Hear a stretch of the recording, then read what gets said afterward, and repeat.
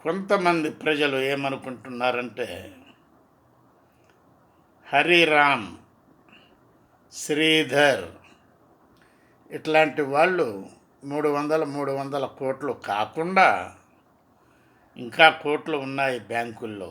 బంగారం వస్తు రూపేణ కోట్లు ప్రాపర్టీ ఉన్నది. ఏసీబీ వాళ్ళు వాటిని లెక్కిస్తున్నారు. ఇంకా ఇట్లాంటి చేపలు ఉన్నాయి. ఇంకా రాబడి ఉన్నది ఏసీబీ తరపున, చాలా ఉన్నది రాబడి. ఫర్ ఎగ్జాంపుల్, నిన్న మనీషా ఏఈ, అదేవిధంగా చర్లపల్లి ఏఈ, స్వరూప, అదేవిధంగా అంతకుముందు డిఈ, నాగారం, రాంపల్లి డిఈ, వీళ్ళందరూ పట్టుబడినటువంటి వాళ్ళే ఏసీబీకి.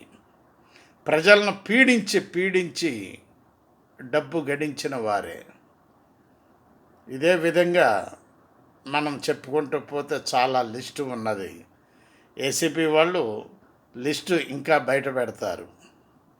ఆలోచించండి, అర్థం చేసుకోండి ప్రతి విషయాన్ని అని మా యొక్క వార్తా విశ్లేషణ కార్యక్రమం తెలియజేస్తుంది ప్రజలందరికీ, వినేవాళ్ళందరికీ, చూసేవాళ్ళందరికీ. Thank you. BV Prasad, Hyderabad.